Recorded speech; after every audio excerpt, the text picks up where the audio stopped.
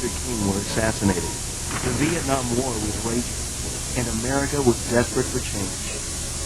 And it was that same year that Joseph and Catherine Jackson had an idea that would change their lives forever.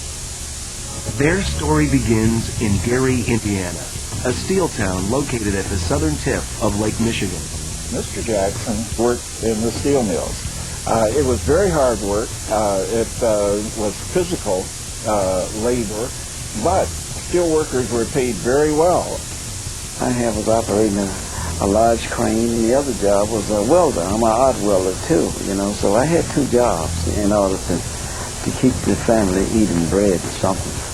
My father was very, very strong, because I look at what we went through then, and I look at what young parents, young fathers do today, and for my father to work the type of jobs and hours that he worked, we take our hat off to him, because we were a lot of different mouths to feed, and we ate like soldiers.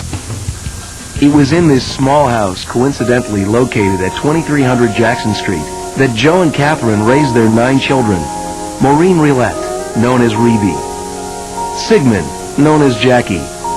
Toriano, known as Tito. Jermaine.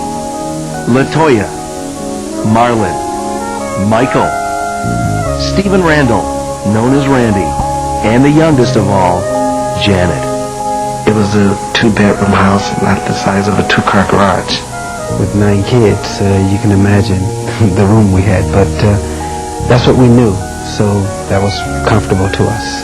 Oh, they were real fun kids. They were energetic, and the boys, in particular, the older ones, they were into softball. They were very mannerable, very respectful, and they had a large, happy family. Catherine Jackson surrounds herself with family to this day, but the only thing as important to her as family is her religious faith. Being a Jehovah's Witness is the best thing that I think happened to me in my life. And I brought my family up talking to them about Jehovah and taking them to the Kingdom Hall when we was in Gary, Indiana. Catherine Jackson's devotion to God and family was matched by her husband Joe's love of rhythm and blues, a love he passed on to his sons. That's where we learned to appreciate the blues, really. My father had a guitar, and he was, playing it for a while, and he put it in the closet, and Tito used to sneak and play it.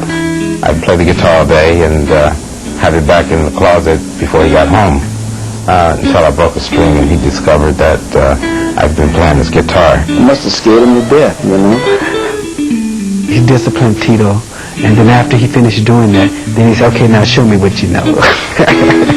So he had tears coming down his face, and it's kind of difficult to try to play what you know and crying at the same time. But I played something very well, and the next day he went out and bought me my very own guitar. It was the only time I got a spanking, and I was glad to get one.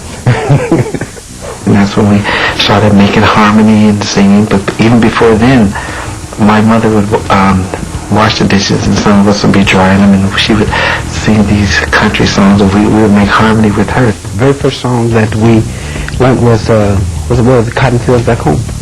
We were all sitting around on the floor, just like you all are, sitting around, had nothing to do, and in Gary, Indiana, it's very cold, and a lot of snow on the ground, so they couldn't go out and play. No television, so we just sang songs. Then we started doing some of the latest things that were off, some of the Motown things with the Temptations, and James Brown stuff, and Jackie Wilson.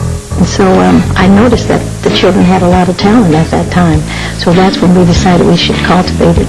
She saw inside in the group. It was really her idea to put the guys together as a Jackson 5, because also Mrs. Jackson's urging, say, Joe, the boys can really sing, they're really talented. Every day they rehearsed, and you couldn't help from hearing them because it was a regular house, and they got to have the windows up, and everybody heard them. We entered into a lot of the talent shows, and there was one at Gary Roosevelt High School that we got a chance to be in, and we won first place. Before the Motown days, the Jackson 5 would travel on a Volkswagen bus. Those were grueling shows. They would have to miss school. They would leave on a Thursday night sometime, get into the East Coast like Philadelphia, New York, and then to get back in Gary, Indiana Sunday night. Imagine that. And then to be at your desk Monday morning. The Jackson 5's break into the big time came in July of 1968 when they took the stage at an amateur night contest at Chicago's Regal Theater. One of the acts playing at the Regal that night was Gladys Knight and the Pips, major hitmakers for the Motown record label. It was just one of those moments where we were at the right place at the right time. Gladys Knight was there. Gladys the one that saw us first. And they came in and they were so excited that even though they were mannerable, you could sense their excitement, you know. And Michael was so little at that time. When he sat on the sofa, his little feet just dangled. You know, I mean, they never touched the floor. So look at this little guy right here, you know. And they were just, whoa. These little kids were just brilliant. They just had it. You know, whatever you want to call it, that charisma, that whisper, that whatever you have a name for, they had it. And once they hit that stage, I mean, boom, it's like a little bombshell. With Gladys Knight's assistance, an audition was eventually secured with Motown Records. Motown's powerful roster of stars included Diana Ross and the Supremes, the Four Tops, Stevie Wonder, and Marvin Gaye. The Jackson 5 were eager to join their ranks. It was their once-in-a-lifetime chance to impress Motown's powerful president and founder, Berry Gordy. We were saying, well, what are we going to do? Well, if we do this, we would knock them dead with this. We were like, we got in a little huddle before we came on stage. And they loved us. Gordy knew a winning act when he saw one. He immediately offered the Jackson 5 a lucrative contract with Motown and invited them to move to Motown's new home base in Los Angeles. For the Jacksons, the offer was everything they had dreamed of. Nonetheless, the decision to leave Gary, Indiana was not an easy one to make. It might sound creepy, but they were very reluctant, very afraid to go to L.A. Cookie Mrs. Jackson, being a wonderful mother, as she is, was afraid. I mean, it's a whole new world, Los Angeles. We always wanted to come out here because it was so the sunshine and things like that. So we wanted to be just about everything. Movie stars, singers, performers. The lure of sunny California won out. In the summer of 1969, Joe Jackson moved his sons Jackie, Jermaine, Tito, Marlon, and Michael to Beverly Hills.